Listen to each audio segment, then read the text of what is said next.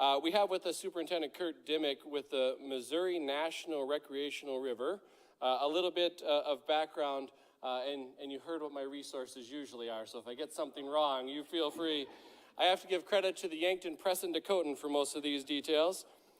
Superintendent Dimmick is a 26-year veteran of the National Park Service and has a wide range of work and leadership experience in several parks, including Big Bend National Park, followed by assignments in Yellowstone, Everglades, Great Basin, Great Smoky Mountains, Crater Lake, and Mount Rainier National Parks. I'm guessing that's just to name a few.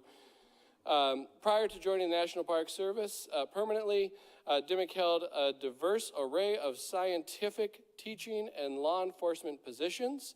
He instructed college-level biology courses at universities and community colleges and worked as a research assistant on various projects, including as an ecologist for the Royal Society for the Protection of Birds, a UK conservation organization. Dimmick earned his bachelor's degree and master's degree in biological sciences from Northern Illinois University and a PhD in zoology from Northern Arizona University in Flagstaff. Please join me in welcoming Superintendent Curt Dimmick.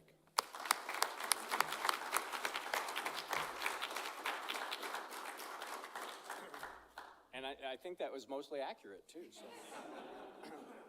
Although I think I've hit 27 years now with the National Park Service, probably, so I guess it changes quickly. And what day is today? Okay. If I think it's January 1st, I have an anniversary or something coming up.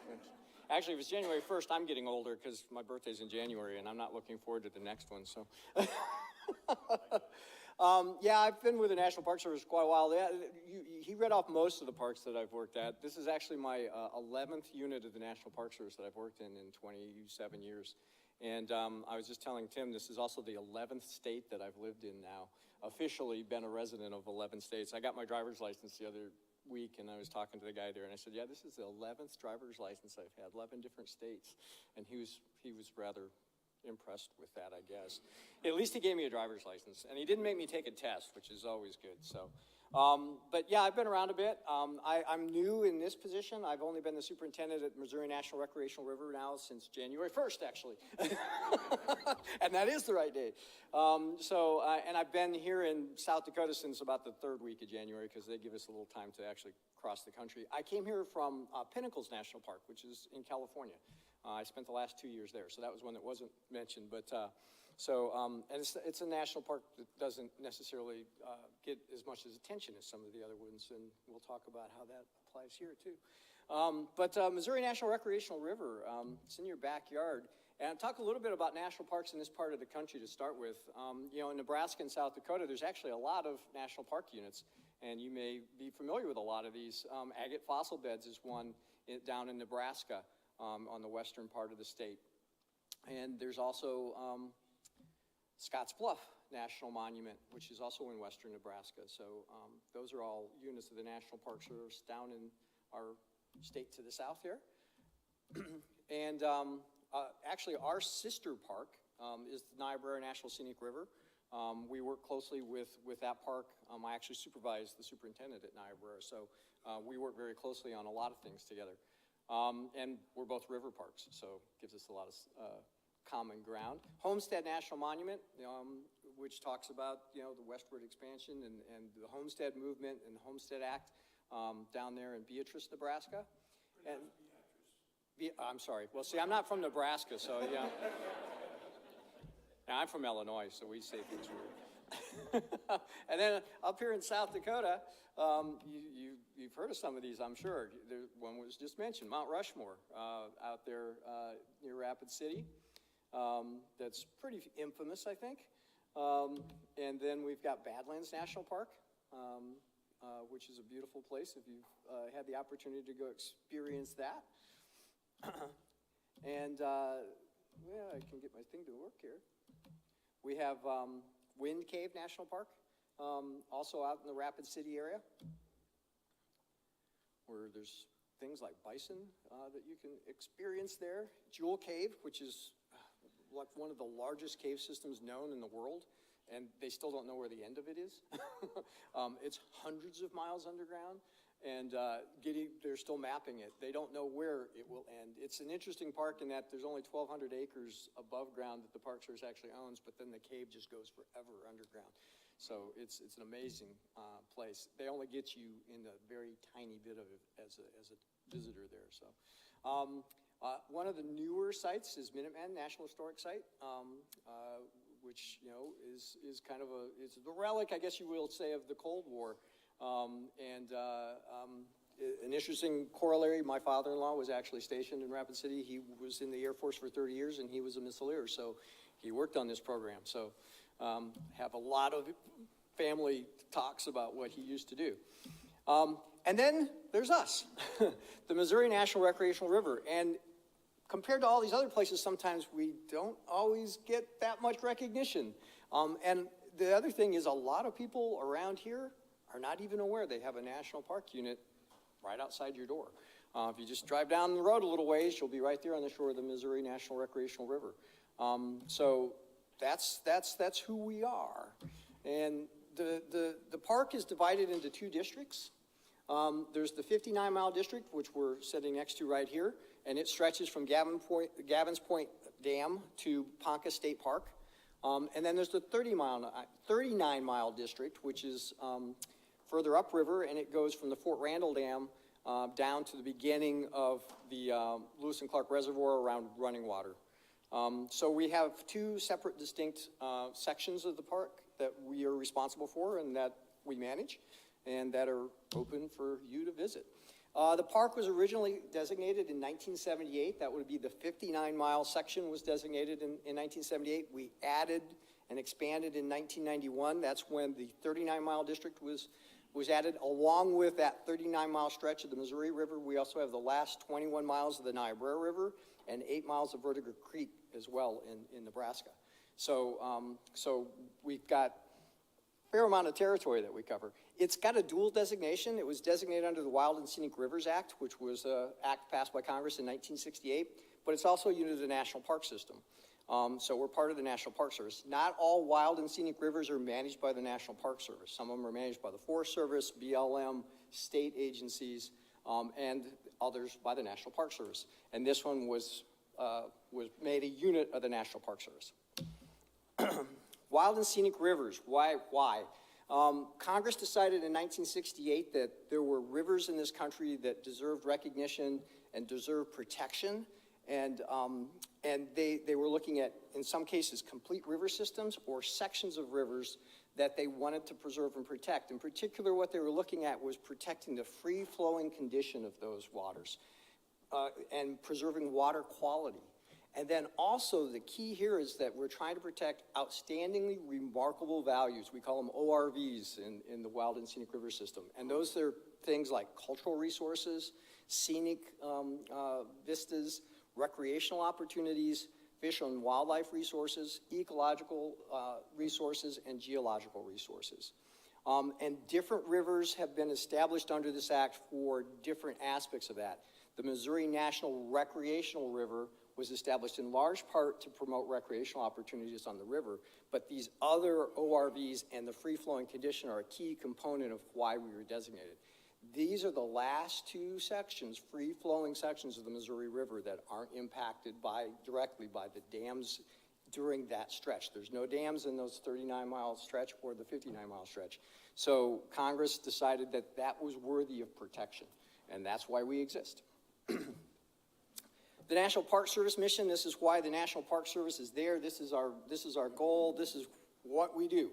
We conserve the scenery, the natural and historic objects, and the wildlife in these areas, and we provide for the enjoyment of them for the generation today, and we try and maintain them in a state that they'll be like they are today for the future generations to come. So it's a lofty mission, but it's one that we strive hard to try and maintain. Missouri National Recreational River was established to work with other agencies, federal, state, local entities, the folks who live here, the farmers, the ranchers, the landowners, to preserve and protect the natural and historic integrity of this river system, and then foster greater access and varied recreational opportunities. Part of our goal is to actually get people out there and experiencing the river. And I find it interesting, since I've come here and I'm talking to people around the area, is So many people have a river connection story, something that connects them to the Missouri River. There are people that I've met here that came here, moved here specifically to be next to that river. People who grew up next to that river who still have those ties. So it's just really interesting how the river is so important to people in this area. We're what's considered a non-traditional partnership park. We're not like Yellowstone. I've worked in Yellowstone, so I can attest to that. We don't just have a boundary, and everything inside that boundary is ours, and we take care of everything. We have a legislative park boundary, and our park boundary basically is from the official high water mark on either side of the river in those two stretches. But we don't own all the land there. It's a mix. There's federal land, there's state land, there's county land, there's local and privately owned lands within that park boundary. So that means that we're a partnership park. We work with a lot of other entities to make this all work out and to preserve and protect the river. Army Corps of Engineers, the U.S. Fish and Wildlife Service, U.S. Geological Survey, the states of South Dakota and Nebraska, Native American nations, in particular the Yankton Sioux, the Ponca, and the Santee Sioux tribes that have areas along our river. There are 10 counties within our zone here, several towns and villages like here in Vermillion, and lots of different groups.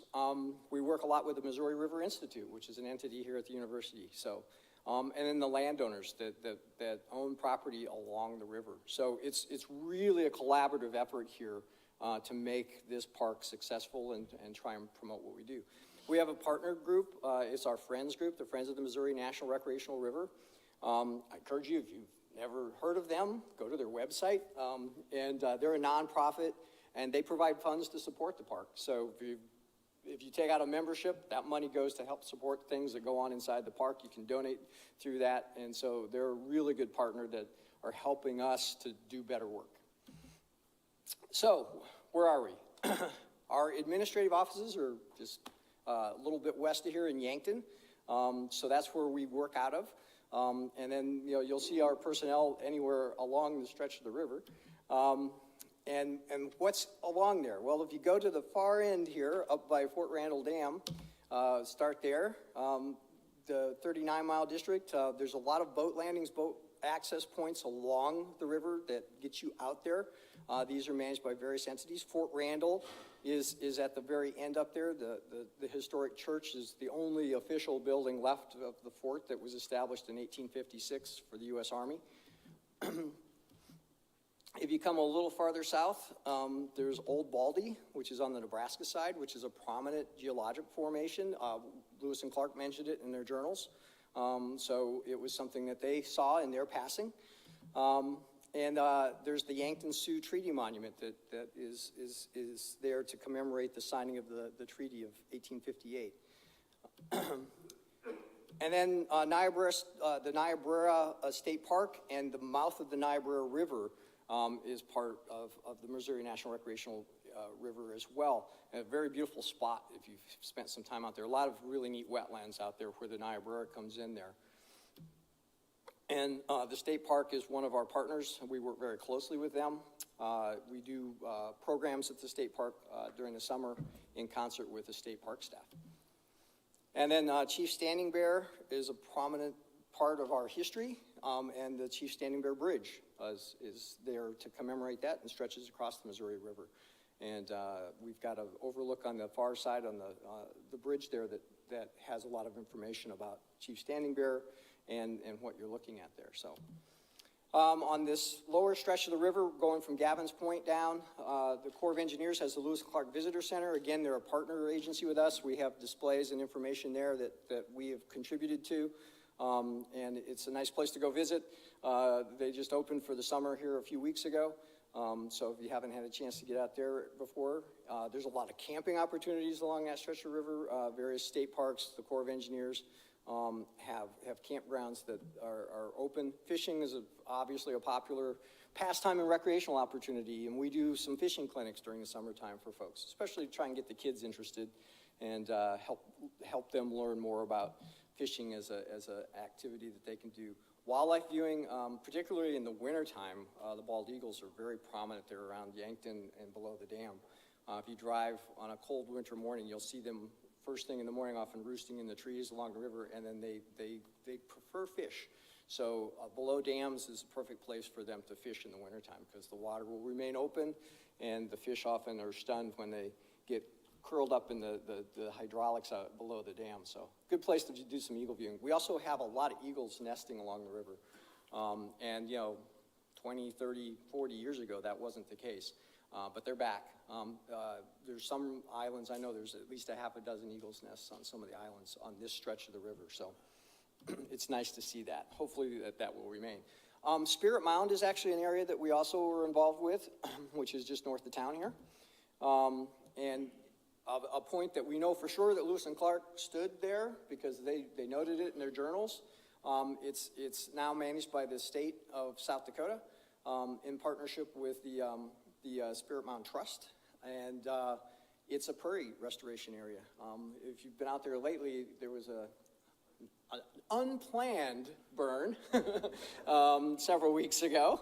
But going by there a week or so ago, you can't even tell that there was a fire out there now because the prairie grasses and all of the prairie plants have come back and it's totally greened up and it's looking a lot different than it did just a few short weeks ago. So the fire is actually doing a good thing out there. Prairies need fire to be able to maintain. And that's some of the things you would see if you were on top of Spirit Mound. I think it's the highest natural point in Clay County. Otherwise you, yeah, the land feels a little taller now, so. But yeah, Mulberry Bend on the other side of the river, just across the Newcastle Bridge here is Mulberry Bend. That's one of our properties that we actually do have. If you've been out there, I was talking to somebody earlier, it's been closed over the winter. We've had a construction project going on there. They should be finishing up this week. So you should see the gates opening again. We're actually going to have a grand opening in June, probably June 10th, but it'll be open, what we call a soft opening here shortly. And we were making it more handicap accessible and rerouting some stuff there. So, and the project just took longer with cold winter temperatures. They couldn't do some of the stonework and stuff that they needed to do until things warmed up again. So it'll be back open, and you can go enjoy that area again here shortly. And then Ponca State Park is also one of our close partners. And if you go to the visitor center at Ponca State Park, the back of the visitor center talks all about the Missouri River, and those were displays that the Park Service put together for that. And so we work very closely with them on those kind of things. And again, we do a lot of programs at the various state parks with the state park staff during the course of the summer in particular. And these are some of the displays that are there at the Ponca State Park Visitor Center.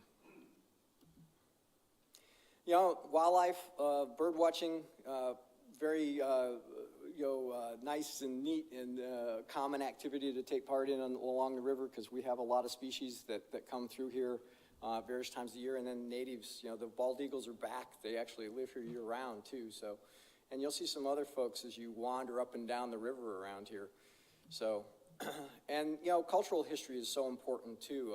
We're preserving the stories that are there, the Native American stories, the explorers that came through this, the settlers that came here during the days of the Homestead Act.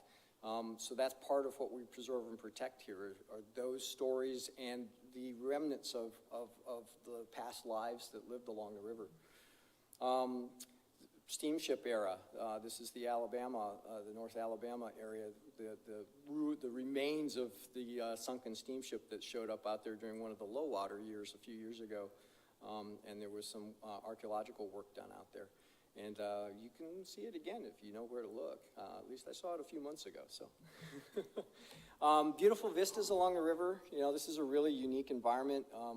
Once you get away from the flatlands and get down to the river, it's a totally different world. So, neat to experience. And to get out on the river is really the way to experience this river.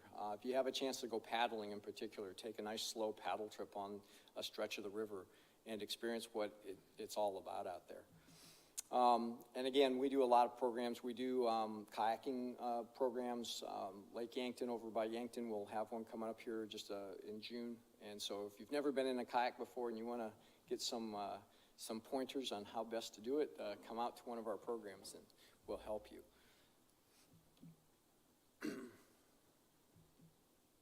I mentioned we don't own a lot of land. Mostly we have the water, but we do have a few properties along the river that are Park Service properties. Mulberry Bend Overlook, as I already mentioned. And then Bow Creek Recreation Area is over on the Nebraska side.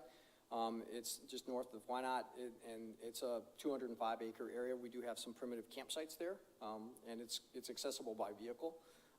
We also have a prairie restoration there. We just did a burn there last week, as a matter of fact, a prescribed fire. It was a planned one. So we're hoping that helps improve our restoration work there. Green Island is a 60-acre island just across the river from Yankton, and just below the bridge there. And then Goat Island, which is down here, just upriver from Clay County Park. That's our largest property. It's a little over 800 acres. And we're working to do some more stuff out on Goat Island. We're working on a trail system and stuff out there. So if you get a chance to paddle out to Goat Island, you can experience that. You can camp out there as well. So, and as properties sometimes come available, we're always looking if there's an opportunity to include some new properties along the river to protect them and get them into the public domain. Those do come up from time to time, and we do have funds available through the Land and Water Conservation Act to do that. So occasionally, we have the opportunity to add to this. On our properties, we do still allow hunting. We have some specific regulations in some cases, but you have to have a state hunting license from your state of residence, South Dakota or Nebraska. We allow fishing. Camping, again, we have primitive campsites on a lot of these properties. And if you're into morel mushrooms, which is the time of the year, you can go out onto those properties and you can pick mushrooms. And that's if my rangers haven't beat you to them, because they know all the good spots. So, our organizational structure, again, our headquarters is in Yankton. We're in a leased building on 2nd Street there. We have currently 8 permanent staff in the park, and about 9 seasonal employees. We're divided into 4 divisions: administration, interpretation, education, and outreach. We have our science and resource management program, and then our visitor and resource protection program, which is kind of a fancy way of describing our law enforcement program.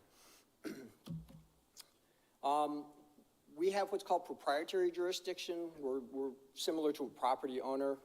Our jurisdiction is the main channel of the river, the Missouri, the Niobrara, and the Vertigo Creek area, from the ordinary high water mark on either side of the river. And then we also have jurisdiction on any of the property that we own as well.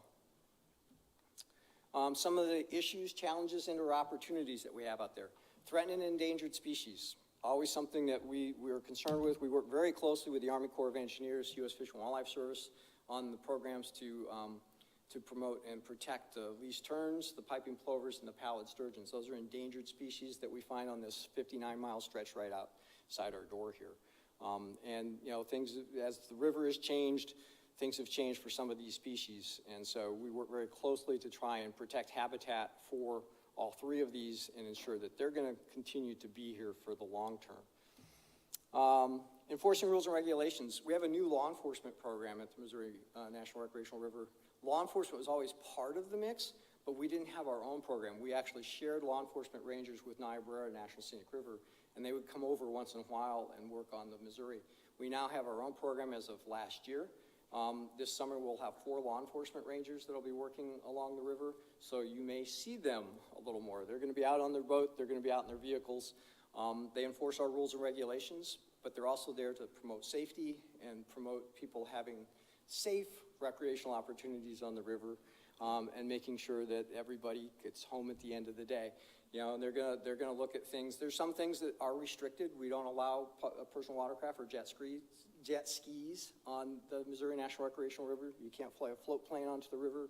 Airboats are not allowed, and don't land your drone on Park Service property. So, and then other things that go on rivers, boating under the influence, things that will affect people's safety are things that our folks will be looking at. So you may see some rangers out there. And it's kind of close to me because I spent almost 27 years as a law enforcement ranger before I took this job. So I have a lot of time doing what these guys do. So, and then opportunities out there. And, the opportunities are kind of the whole gamut. Whatever you can think of that you could do on a river, boating, paddling. There's a lot of, there's the National Water Trail that actually follows all the way through the Missouri National Recreational River. You can paddle the water trail from Fort Randall all the way to Sioux City. And there's a group this summer that's going to be doing that. They have an organized paddle that they're going to do this summer. Hiking, you know, Mulberry Bend has a nice hiking trail. Bow Creek has a nice area to go wander around. Goat Island, we're improving that all the time. So there's places to go if you want to get out and just do a hike and go places like that. Hunting opportunities on our properties. The Goat Island area is a popular place for folks to go hunting. Fishing, of course. Bird watching. You know, we get a lot of migratory birds through this area. And so this time of year in particular, you're going to see things that you won't see other times of the year. So, and then other wildlife that are out there as well. And then night sky is something that we're trying to promote a little bit more. Because there's, as I like to say, there's more to the park after dark. And we're going to try and, if the weather would cooperate, we're going to try and have some night sky programs at Spirit Mountain. We had one scheduled a few weeks ago, and unfortunately the weather was not conducive because you got to be able to see the stars to really have a good program. So when the clouds roll in and you can't see it, it doesn't work as well. But pay attention if you're interested. Go to our website. It's www.nps.gov, and then just look for Missouri National Recreational River in the search, and all of our activities and events are highlighted there. So you know, take a look and see what you can do to get out on the river and experience it a little bit more and play in your national park that's in your backyard. So that's what I have for you today. So I appreciate the chance to come and chat with you about one of my favorite things. And if you've got any questions, I'd be more than happy to answer them or try to answer them. You just wait, man. Before I buy my yacht, you mentioned that personal watercraft aren't allowed. What does that entail? Like, you can, I guess, take your kayak out? Yeah, jet skis. Oh, okay. That's what, PWC is another term for a jet ski. Okay, that's just the Yeah, so you just can't have jet skis. It's a standard national park restriction on jet skis, so. You actually answered a lot of my questions before we got to the end, which is great. But one of the things you mentioned about there being hunting allowed on those lands, and I know like it's the Corps that manages some of the trails on this side of the state line, like the North Alabama Bend and Frost Trail, but it's sort of a similar thing. And it seems like a lot of people really enjoy hiking there, but have some trepidation because of the hunting. What would your recommendations be for a hiker to be able to use those trails or the Goat Island trails safely at the same time that people are hunting out there? Well, always make yourself known. and so, you know, wear bright colored clothing, you know, make sure if you see that there's other people around that you make a little noise here. Don't look like, you know, a turkey or something like that. And if you like to gobble, don't do that during turkey season. Yeah, and if you stay on the trails, you're probably, you know, doing pretty good because the hunters probably are going to want to be in other places. But yeah, I mean, just take those extra little precautions during the hunting seasons. And the other thing is pay attention.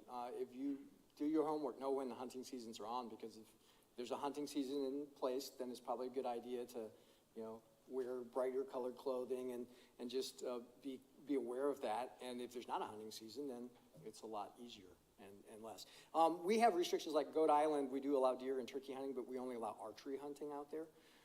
So it's just because we feel that that's a better way to allow for multiple uses out there at the same time, a little safer. So, other questions? Yeah. I used to climb up to the top of Mulberry Bend Outlook. You could see the river to the west. You looked east, and all you see was tree branches, tree tops. Yeah. I mentioned this several times to you people, and they said, well, we're going to saw them down. Well, we are looking at doing viewshed management there. Yeah, unfortunately, because there's a fair amount of ash trees there, there's the emerald ash borer may kind of do some of that work for us as they move across here. We're expecting to have a lot of impacts from that because it's in our backyard now.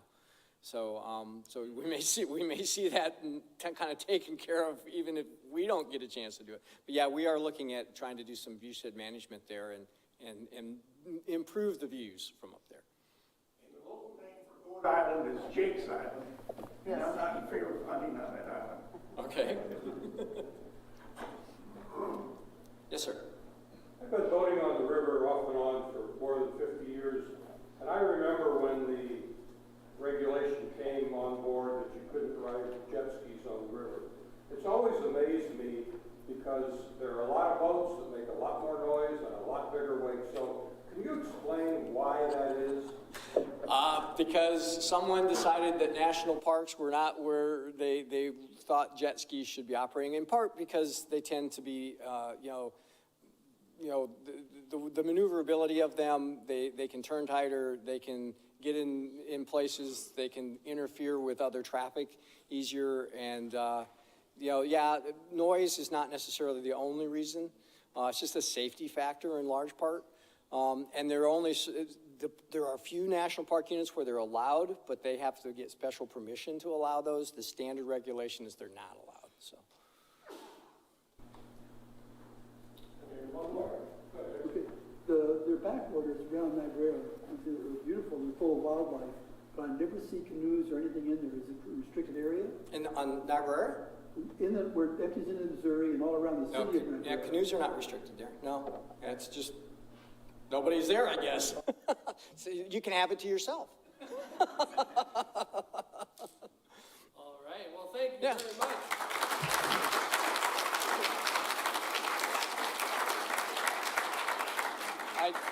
I did bring some literature, so